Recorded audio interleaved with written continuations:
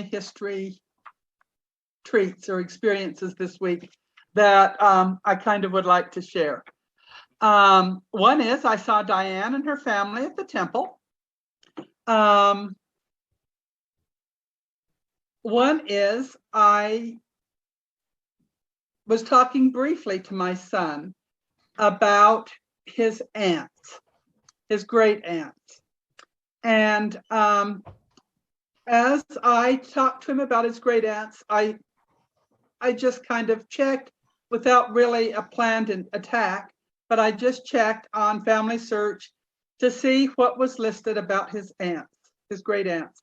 One great aunt, we have not been able to get her work done because we don't know if she's dead. The reason we don't know she's dead is we don't know who her husband was at the time she died. So we don't know what her last name was. She had a large number of last names through the years. And, you know, I didn't even have a list of them.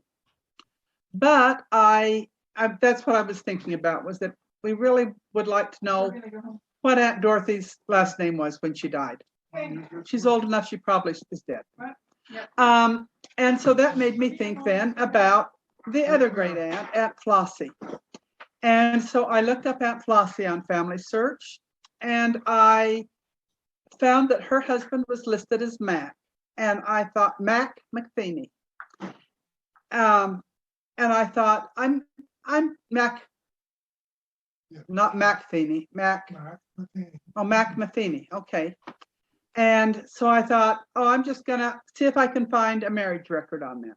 And I didn't, but I looked up his sister and I found a couple of marriages for her. And I just kept looking and kept finding little things, but nothing big. And like I found a couple of marriages for Dorothy. And part of the reason was when you get married, you write down the name that it is at the time you get married, not at your maiden name, at least not in the Colorado State Index. And so I only could find the marriage licenses for the marriage for the last name that I knew. And so, but I kind of learned new last names and followed that through a little bit. And then I checked for them all on Find a Grave, and I found Flossie on Find a Grave. But Mac was not buried in the same cemetery. And so, you know, I thought about it, and then I thought, I'm just going to call the cemetery. And so I called the cemetery and asked what information they could give me about who paid. This was the wrong question, about who paid for Flossie Matheny's burial. And he said, no, I can't tell you that, but I can tell you some things about Flossie's burial. Let me call you back in 5 minutes. So he called me back in 5 minutes and said, well, now, do you know Otis and do you know Florence? And asked me a few questions. And then he said, Flossie did not own the plot that she was buried in. It was owned by Otis. But Otis gave permission for her to be buried there. And he also gave permission, and he listed 2 of her sons to be buried there. And so I said, well, yeah, I'm glad to know that. And he said, and so and so and so and so ended up paying for those plots. Oh, good. And then he said, you know, at one time, Enoch Matheny had permission to be buried here, but then that permission was withdrawn. And I said, Enoch Matheny. I don't have a clue who Enoch Matheny is, but I wrote down all of these clues, Otis and all the different other things that he told me. He really gave me a whole half page full of clues. So this really got me going and got me thinking, and I followed through on those clues and didn't find much else. But I realized that if I just had Flossie's obituary, that it would tell me more. And I just kind of had this thought, is it possible that Mac Matheny is really Enoch and that they just called him Mac? Because not very many people have the first name of Mac. And so the Family History Center was open on Friday night. So I went over on Friday night and looked on our premium websites in newspapers.com and didn't find anything.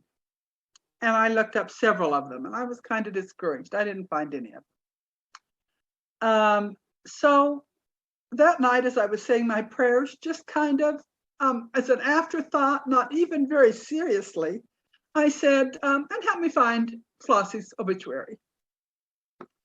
And first thought I had when I woke up Saturday morning was, years and years ago, when we were newlyweds, we took a family history class the first semester we were at BYU. So that would have been the fall of 1967.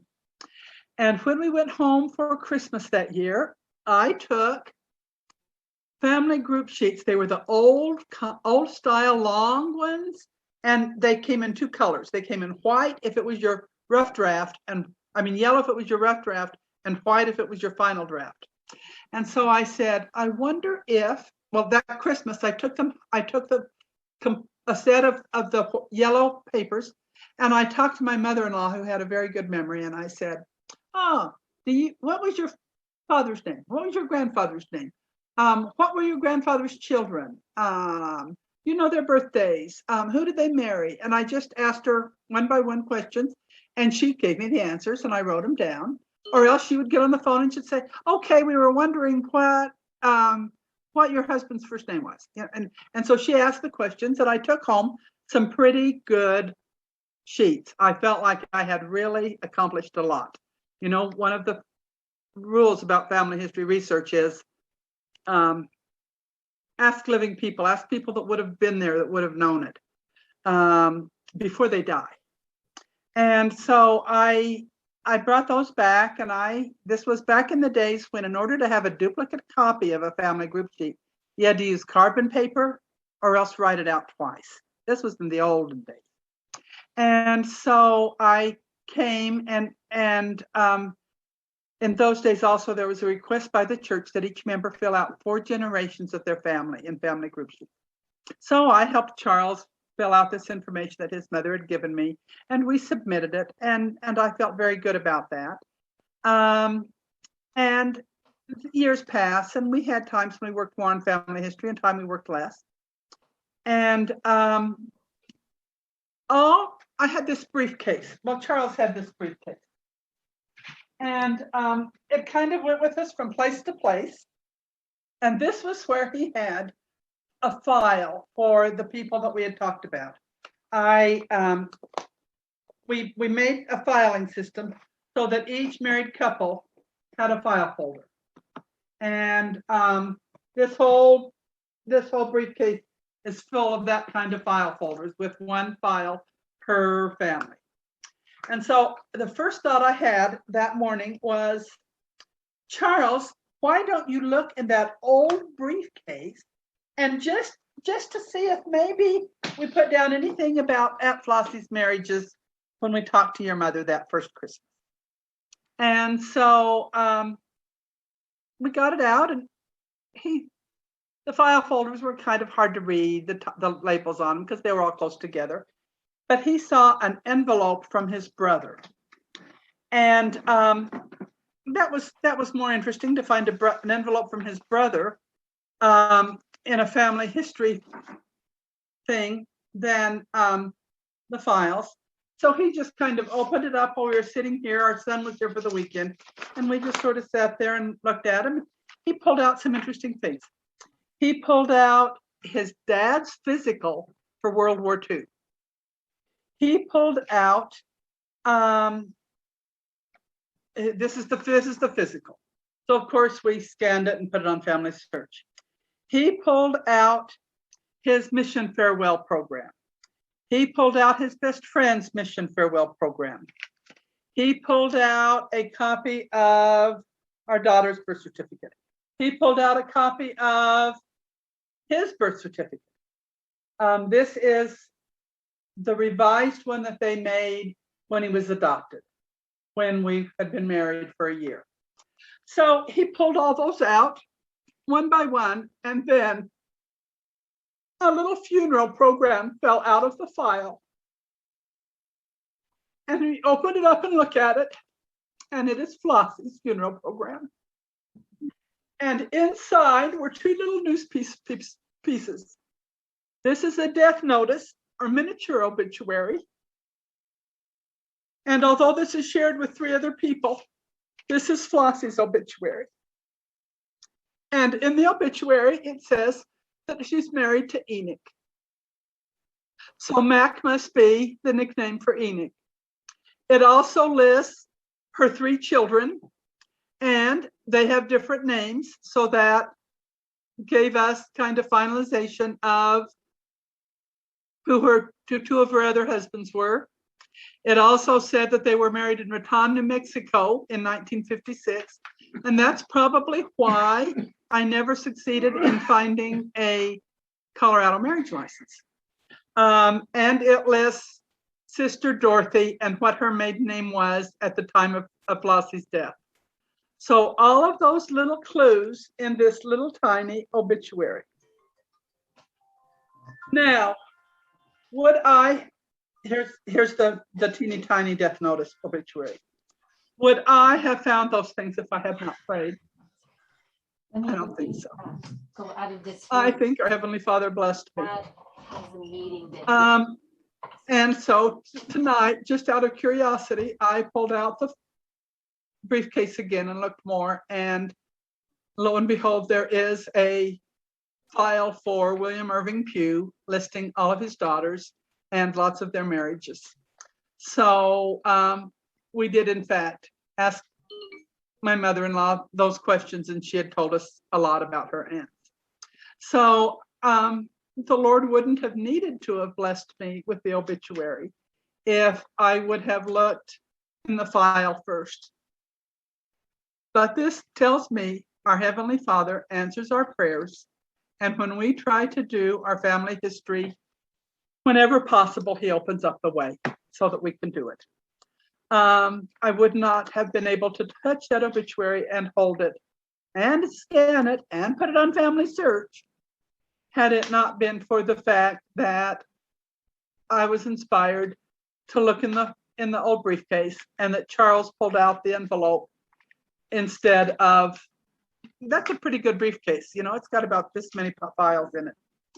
If he would not have followed, I think it was inspiration that he pulled out that envelope instead. And it is kind of strange that his brother, who is not a member of the church and not interested in family history, would have sent an envelope full of family history related stuff. So that was an experience that I had this week that I wanted to share with you. So now let's talk about the lesson.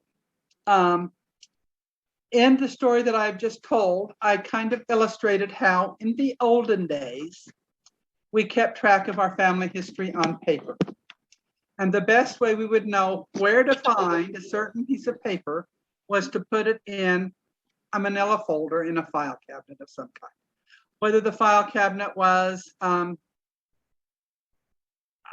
box from the grocery store that we just put files the right size in, or whatever. We needed some kind of a container and some kind of a folder to keep all of our discoveries and papers and charts in. And we used carbon copy when we needed to make copies. And those were the tools we had, and we used them.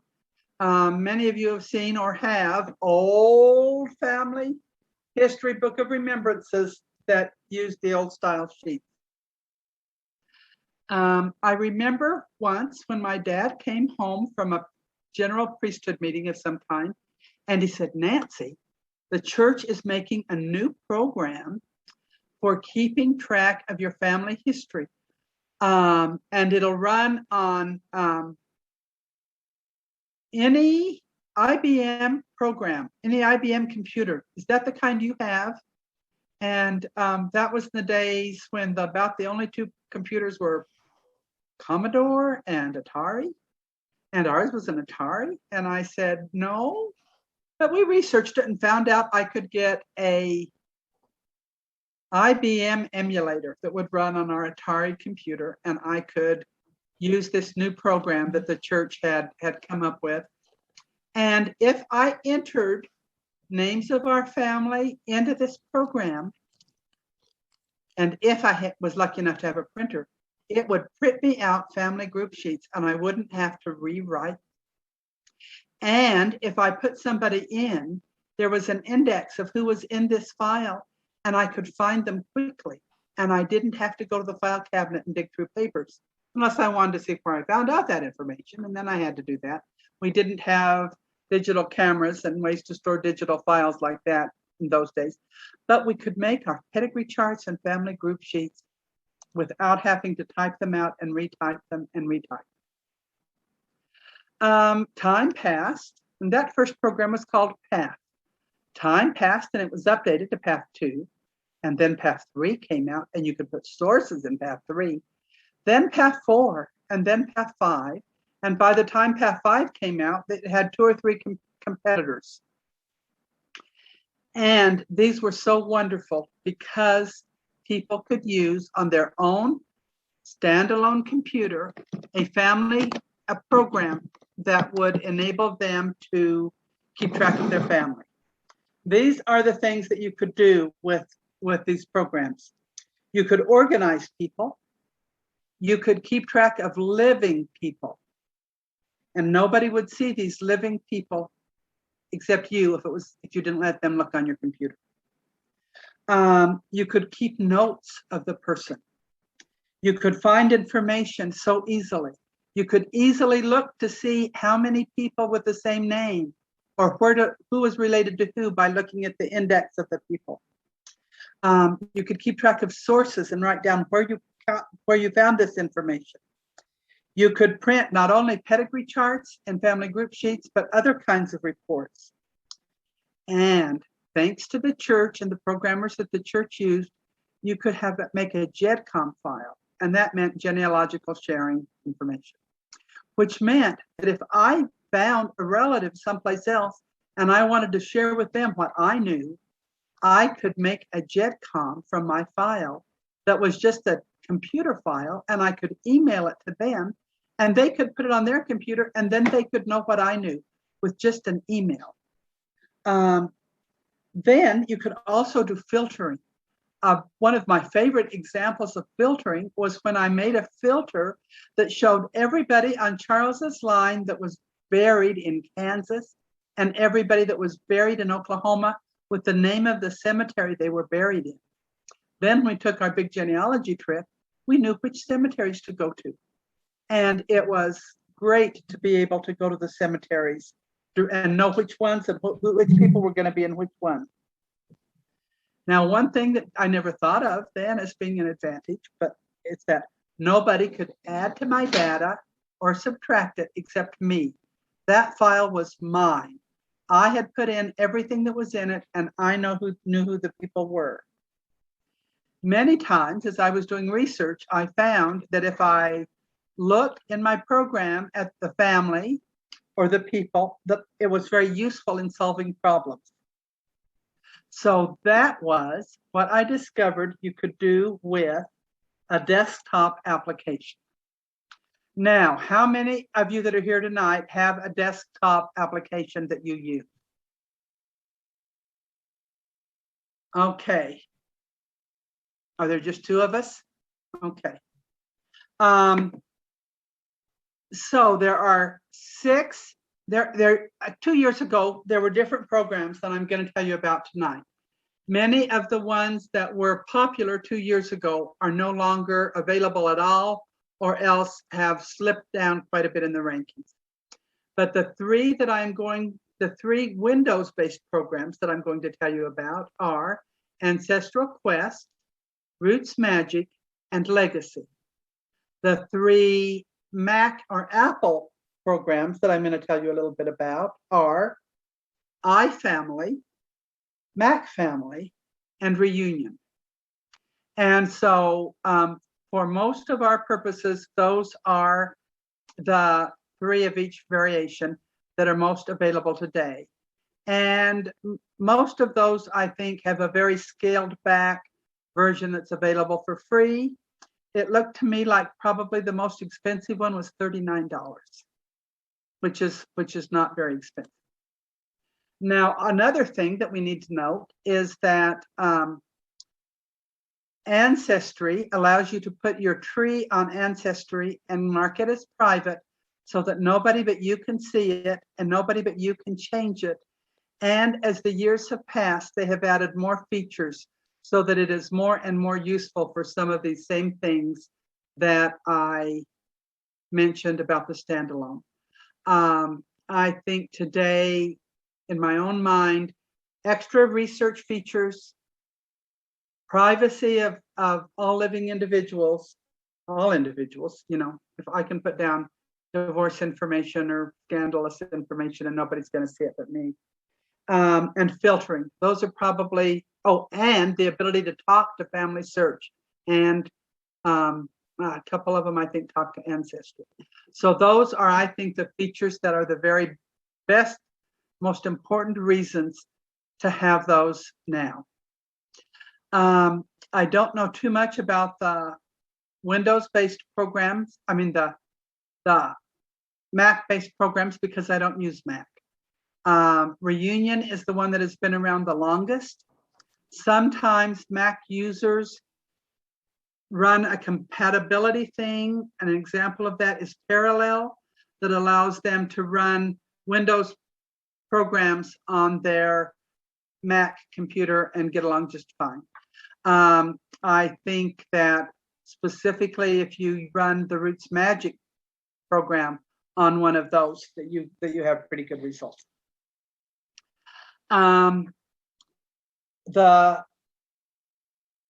The three, Ancestral Quest, Roots Magic, and Legacy, each have their own strengths. According to Roots Magic people, they quote some research group that says that Ancestral Quest is, and the Ancestral Quest people say that, according to this research group, Ancestral Quest does the best job of talking to Family Search and transferring information back and forth to Family Search.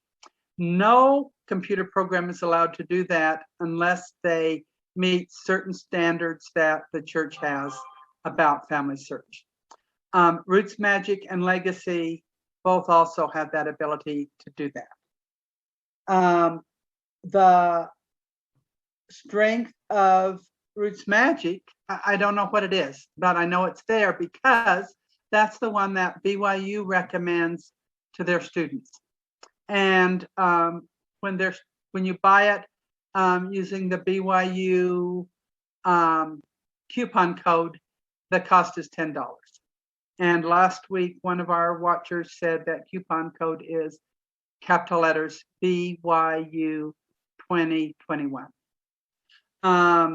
And so when I found out that BYU recommended it, I got it and I used it, and I liked it, but I just kind of already liked the databases the way I had them in Ancestral Quest. So I kind of have gone back to Ancestral Quest. The third one is Legacy. Legacy really has all kinds of dramatic features that I don't research deep enough to have a need for. But anyone that I've talked to that is a real, except I haven't talked to Diane about it, I don't know her view, but some of the real deep researchers use Legacy. And I'd wondered one time if I should change, and now definitely, because we have online programs, and the online programs, of course, the ones we think of the most are Family Search, Ancestry, MyHeritage, Find My Past, and a couple of others. And most of those are partners with Family Search. And so we can have free access to them thanks to that partnership. Now, I have asked Brother Chestnut to show us his Roots Magic, which he started using a couple of weeks ago and found new features that he really liked. And so I want him to show us some of the basics of Roots Magic and how it works. So if we have properly done it, he can share his screen, just like I often share my screen. And while he's doing that, I'm going to read the chats that are up. The chats are, which are the ones that are free? Roots Magic has an abbreviated demo version that's free, but doesn't have every feature. Ancestral Quest has an abbreviated version that's free that doesn't have every feature. And I believe that Legacy has an abbreviated one that is free and does not have every feature. And in the discussions that I watched online about it, the ones that you can't do are really ones that not everybody needs anyway. Some people might, but I don't think everybody would. I am not succeeding in finding the other chats. It said there were 4, but that's just one. Okay. Have you figured out how to do the sharing? I'm just waiting until you're down there. So, okay. Whoop. Let's see which screen do I want to share here. I think that's right. Okay. There it is. What screen do you see? I see a screen that says Roots Magic. Okay. Yeah, and then on the green bar below that, it says RR Chestnut Path. Okay, great.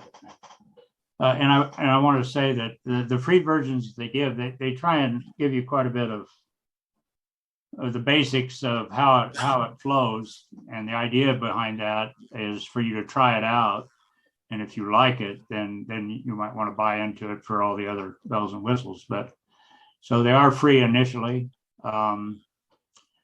This I'm going to do this really quick. On the left here, as you're seeing my mouse, you're seeing everything I'm seeing, right? Yes. This first time I ever done this. So this is the home page. When you first open it up, this is Roots Magic 8. Their late thing just came out, and it's so much better than their previous, as far as I'm concerned. But anyway, there's a home page, and it'll just give the file properties. This is the file name. I've got 2 databases on this. This is the one, my main database that I work in, and it's again, it says PAF, like Nancy mentioned earlier. So it imported, it found my database on the computer and said, do I look for a database? And I said, yes. And it found that my personal ancestral file that we've kept over the years, Jill and I, and then it formed this RR Chestnut personal ancestral file dot roots magic tree. And so that is my personal database that I'm working on. And it tells where it's located, when it was created, which is fairly recent because I just did the upgrade, and then it's got a lot of stuff about it. And over here is information on news, help and supports down here, and then updates. It says you have the latest update, so I don't need an update. So I'm going to go clear over to the left. So that's home. See, there's four things there. There's 4 things in the news. They have this little red 4. There's red 4. So these are things that you might want to check out.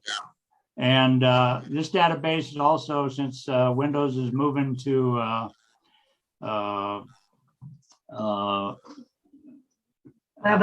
11 instead of 10, that they've made this database already. It's going to work with 11, so it's not going to be outdated. So anyway, file just gives you some things that you might want to do here. You can just look into these. This is create a new file or open an existing file, and that's what I do. I open an existing file. People, this goes to your pedigree, and they've got me as the first person, the one in blue.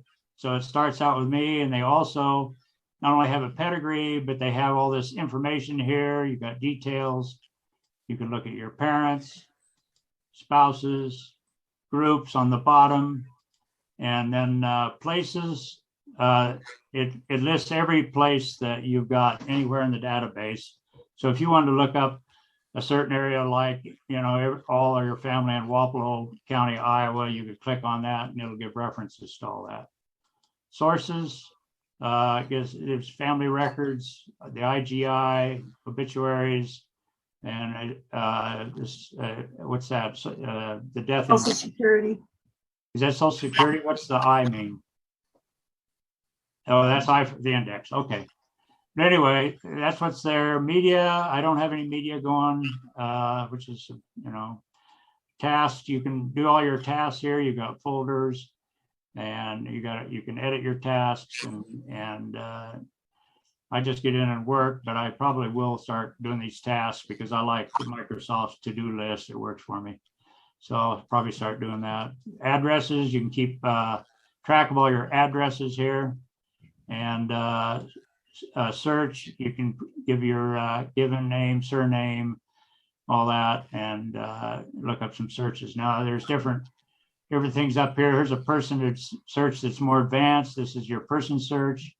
There's a web search and find everywhere. So that's searches for all sources. Publish, that's if you want to send out reports or send out a print pedigree, family group sheet, fan chart, all those things. And then shareable drive, you can send a copy of your data to share with others. And that's a USB drive or a CD. Can you set a cloud? Pardon? I wonder if you could set a cloud. I'm not sure on that. Like I say, I'm so new, I'm still learning.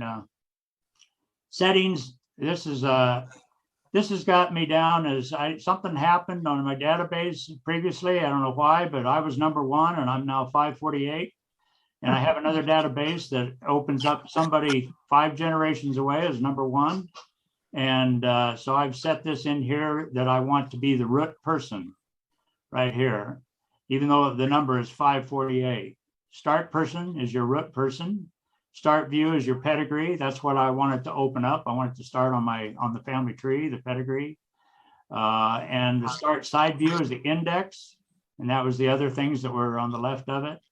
And surname uppercase. I really want to go through this real screen here because it's how you have it set up. It displays surnames in uppercase. So that's what I do. Nickname style, they'll stick a nickname in between in between your names there. Number to display, I put none. These numbers are just confusing because they've changed numbers on me. I don't know what's going on. So the number still exists. They keep it in the database, the number that was there previously. But right now, the number does not show on my, on my screens when I work. I just don't want to have the numbers in my way. And this is the date format, day, month, year. And you can pick a different database color. I just use the default that comes. Enable family search. And so I enable family search support. So they will support, family search will support my database. When I get into family search, a lot of times, if I see something and I want to transfer it, it'll say, do you want to send this to Roots Magic?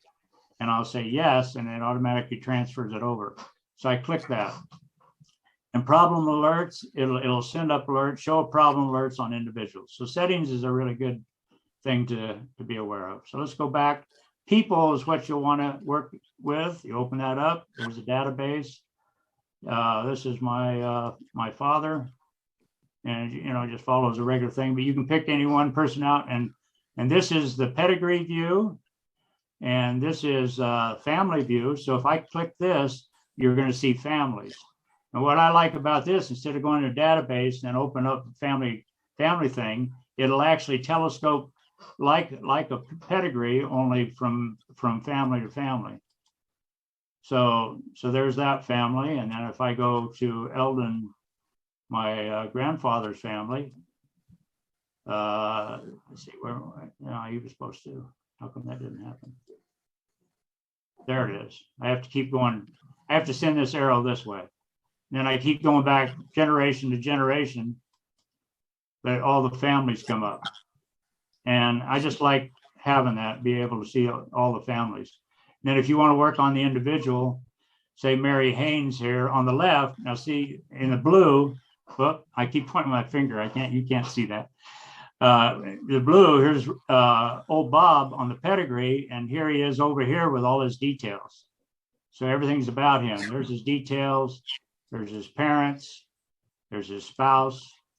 And, but anyway, I like the fact that and then down here, you can, if you go over here on groups, down below, right now it's on groups, but I keep this on index.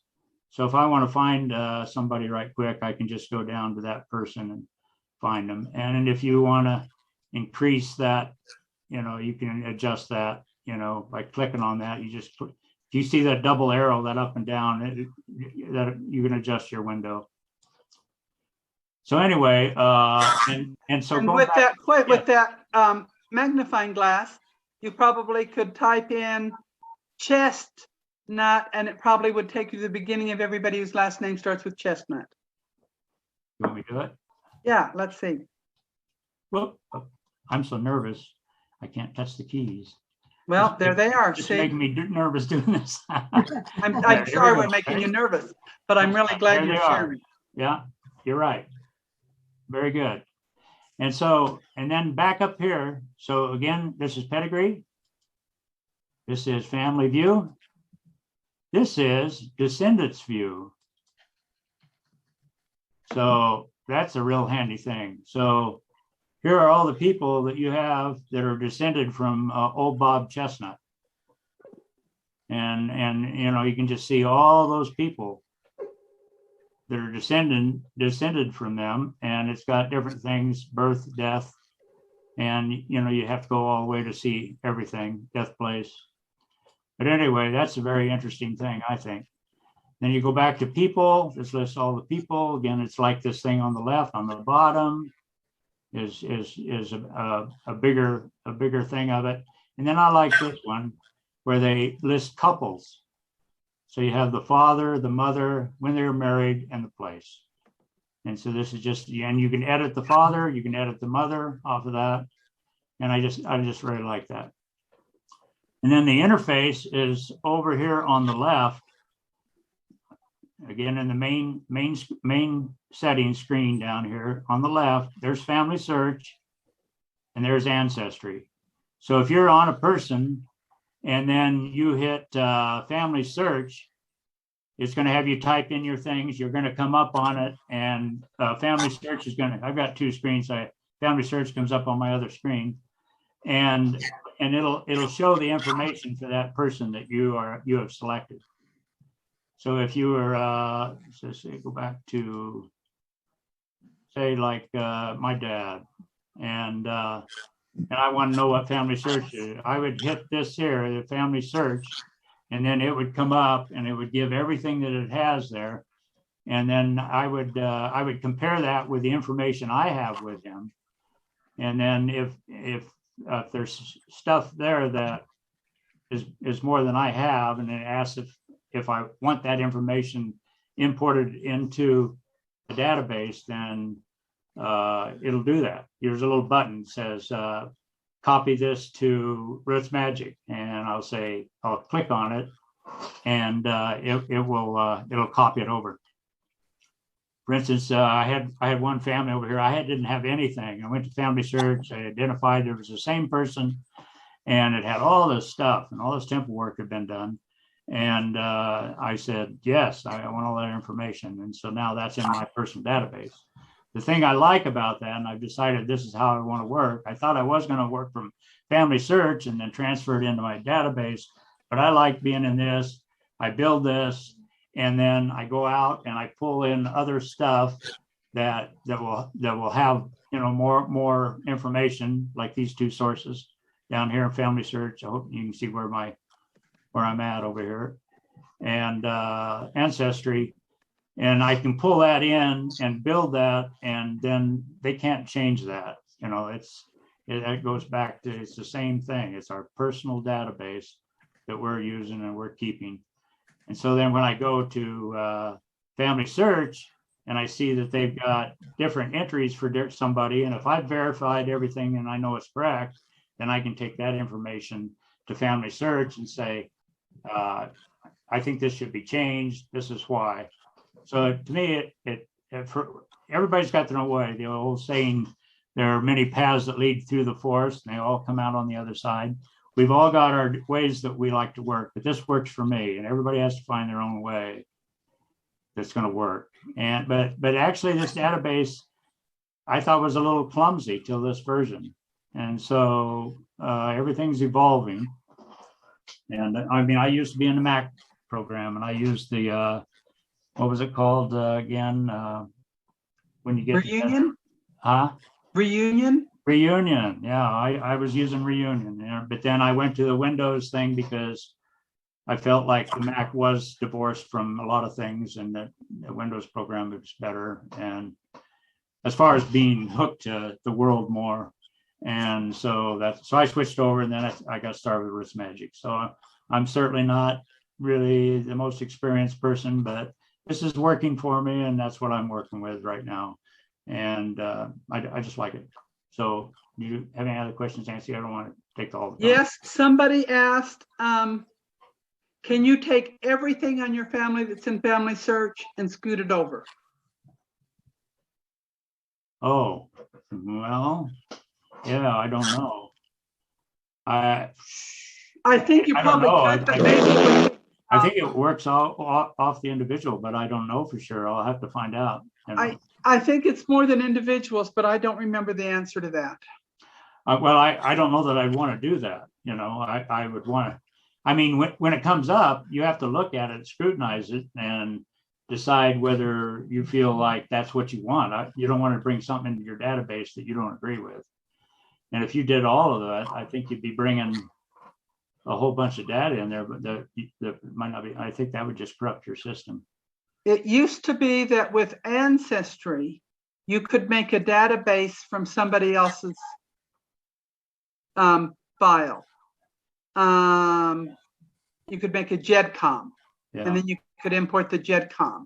So you might still be able to do it that way from Ancestry, but I think it goes only a few. I really don't know, but I think it's probably much more limited. Yeah, well, just thinking about it, the whole idea of this is I wouldn't want to bring all that in because there's stuff on Ancestry that's not correct. When I first got on it, it had my mother as being deceased and available to everybody, and she's every bit alive. She just on the 22nd. What is today? 24th? 2 days ago, she had her 97th birthday. So I had to change that and correct those files in Family Search that said she was deceased and say she's alive. I'm her son. I know. I just talked to her today. So I'm saying I wouldn't want to. If there was a way to do that, I don't think I would do it. I wouldn't just blanket bring a bunch of information into my database that I'm trying to keep accurate. I wouldn't do that. Just thinking about it, you know, I mean, that just hit me offhand, but I started thinking about it. I don't know that would well, I think what someone could do is they could call the Roots Magic question desk and discuss that with them. Yeah. And get ins and outs. They are very serviceable and very helpful. And their home base is Springville. It's in Springville, yeah. Yeah.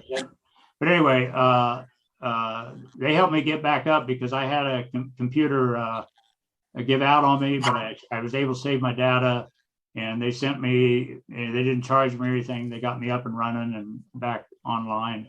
And they allow you to put this on 6 computers in your own home.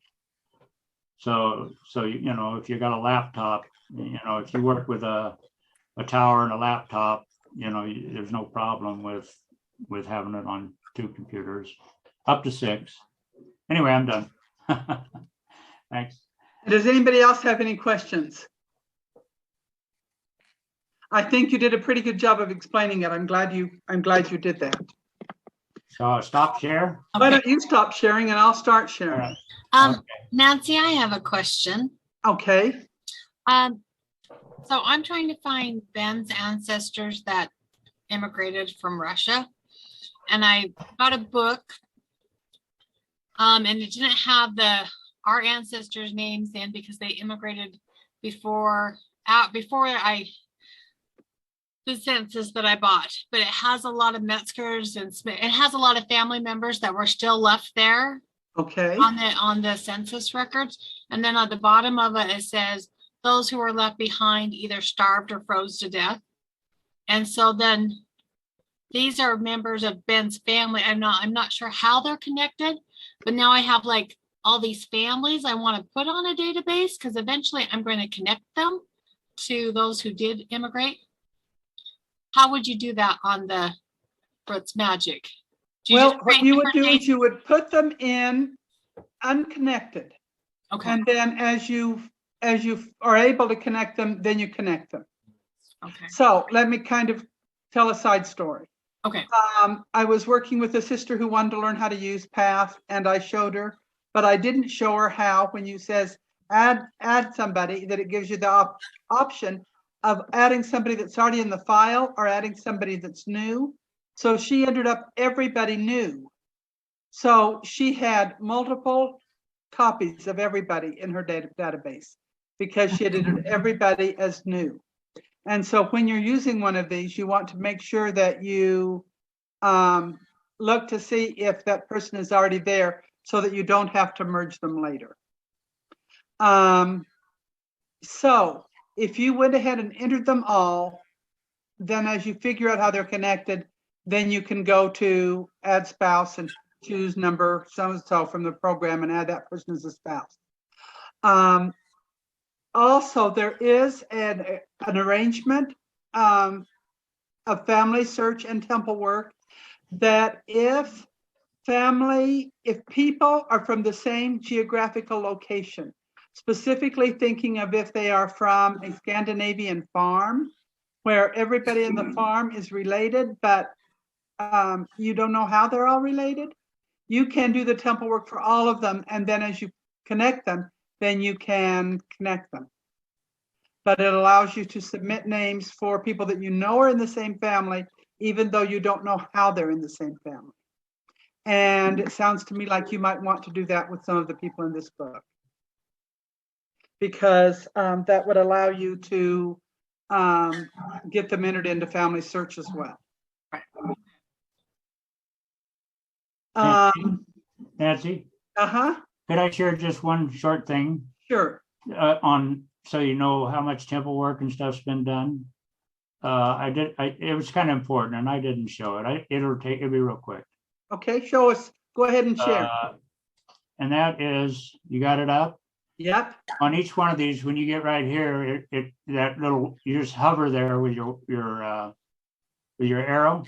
Uh-huh. And it'll show like web hints. There's two pending, and problem alert 0. If you had problems, they'll be there. I have some problems. Like down here, Richard Blaine, there's a problem. 4 problems. Okay. And then family search, it says it's not linked, and we're not linked right now. But anyway, ordinances are ready for that person. Up here, Eldon Lore, I'm sorry, ordinances are complete. And so that's just a nice little window to bring up. It just really lets you know where you're at, what needs to be done, what's complete, you know. So anyway, I just want to share that. Okay, would you please go then? There is another little icon at the end of that bar. So it says, this here? yes, that one. What is that one? It's kind of the one you same were as just this. showing us. It's kind of the Okay. same as that. Yeah, that whole area. Yeah, it looks like 2 different icons. But they just using that as an alert button to that means you have web hints on everything, and this means you have temple work on all those. So see down here, there's no yellow in it because there's no web hints. All you have is the temple dot. Okay. So that's what it is. So Sure. there's a whole row of possible. I think there's 4 of them that can be in here. I don't know what this 4th one is, but here it is over here on Susan Lovell. It says family search. Oh yes, I linked her to family search. And there's her family search number. That's where the data that I brought in. I linked all the data that they had on Susan Lovell because I knew it was correct, and I had all this data that I had no record of. So it's showing that I've linked that person. So as you link the people to what's in family search, it's going to have this blue dot also. So those are really nice, and I thought, I can't miss telling you about that. So yes, anyway, I like that. all right, I'm going to exit. Okay. So now I'm going to share my screen and show you Ancestral Quest. My husband says I only have 5 minutes. Oh goodness, I didn't know you were going to do Okay. that.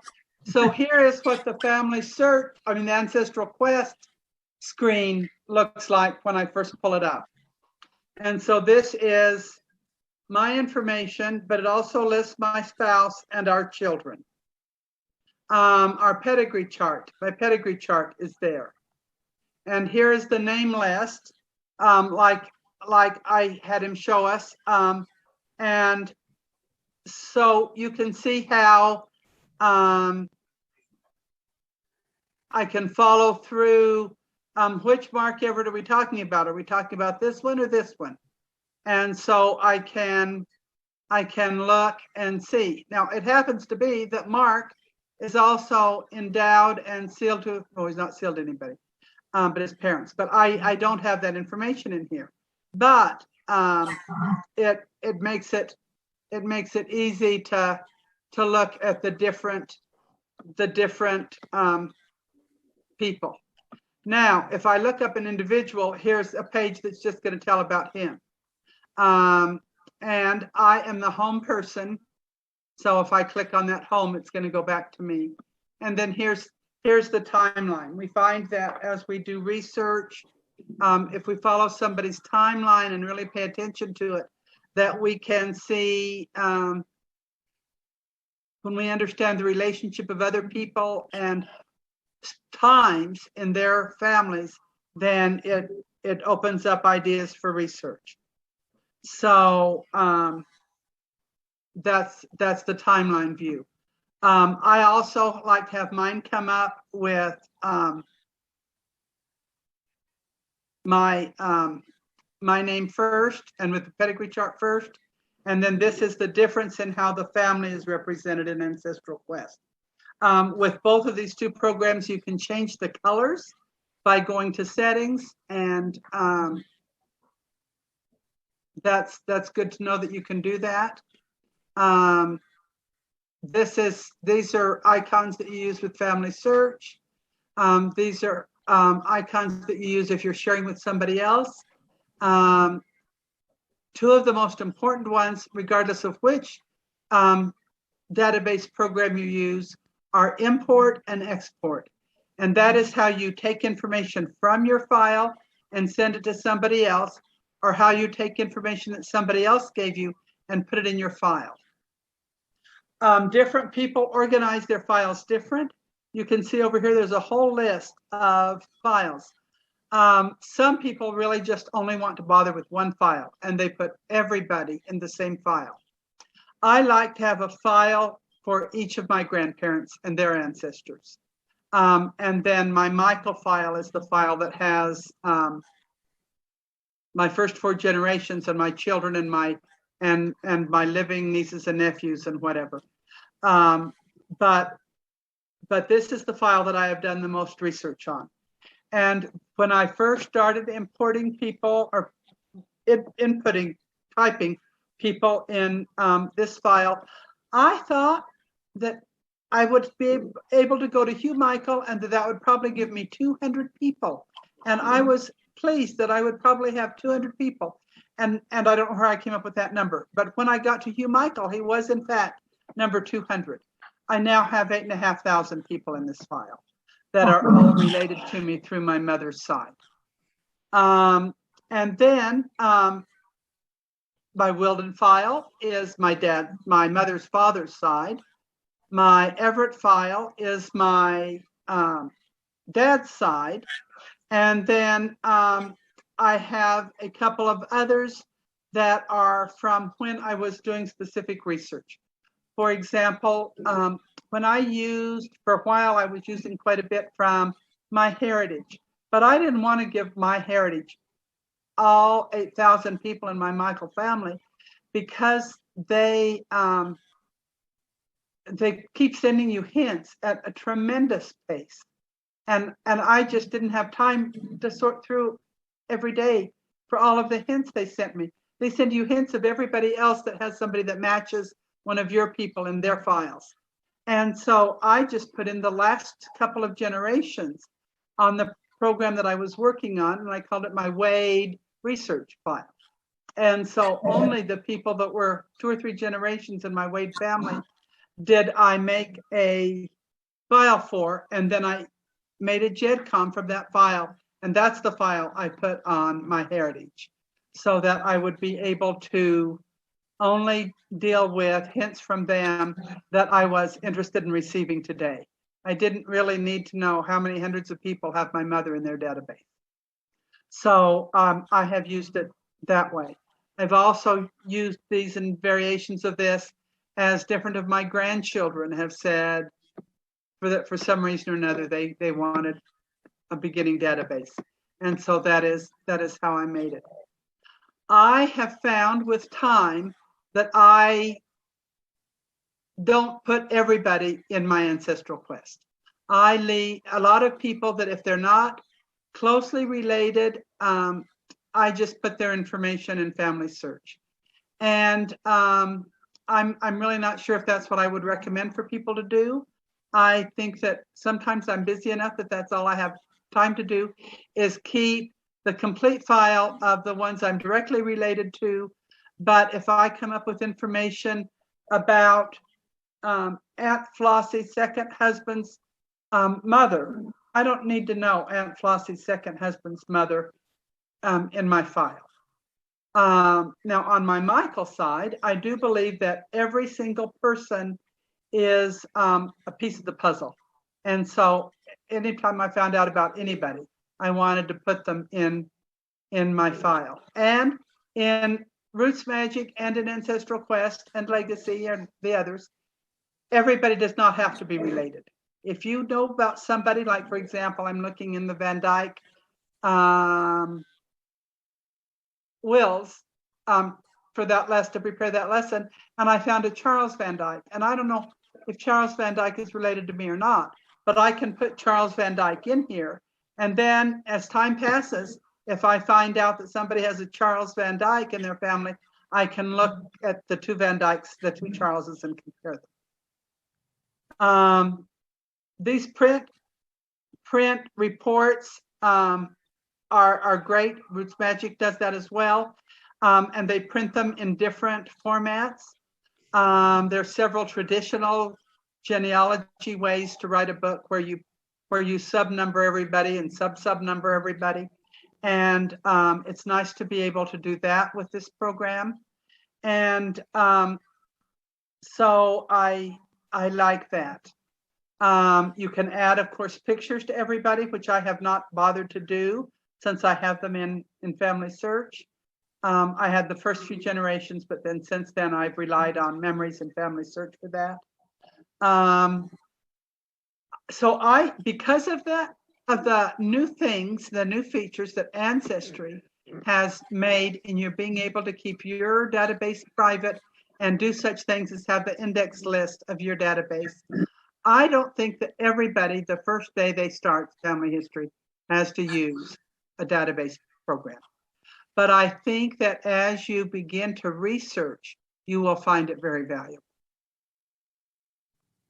Okay, any further questions? How many of you use one, and how many of you want to continue to use one, or think maybe you'd start?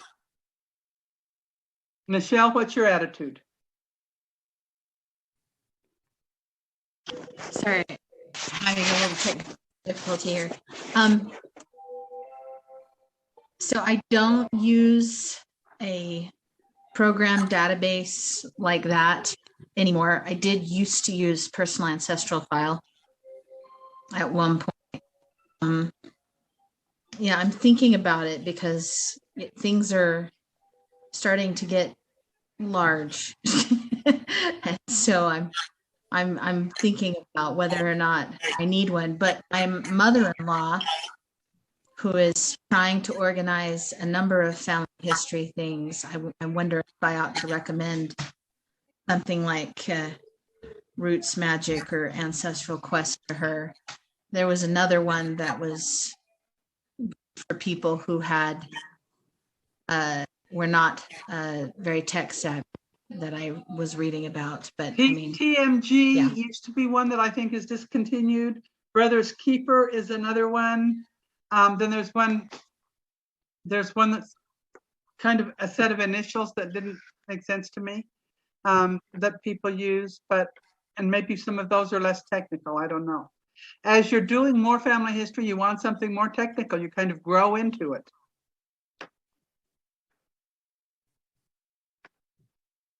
Diane, do you use one?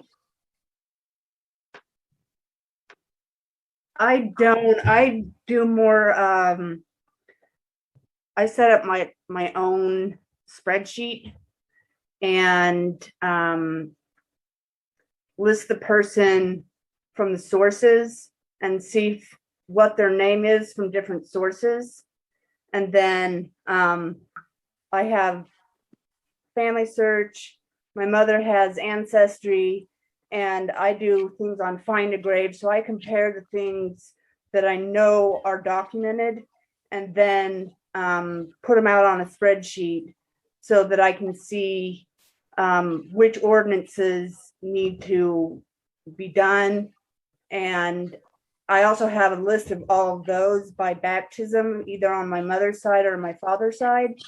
And then I have baptism, initiatory, endowment, and who needs to be done in which order, and which of them are already done and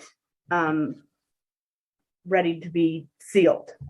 Okay, and that works for you. Yes. I do not think that would work for me, No. but I'm glad you see you found what works for you, and that's important. Jeannie, have you used either of these before? I have Roots Magic on my computer, and I used it for a couple of months when I got it on, and then I kind of just petered out and didn't use it anymore. Okay. Angel? I don't have one, but now that I have found information about Ben's family that, that were left behind, I definitely will need to get a database so that I can keep track of who they are and see how they're connected. I can see the Value in that. the value that I need it now. I can see that also. Yeah. Elsie, do you use PAF or Ancestral Quest or any such things?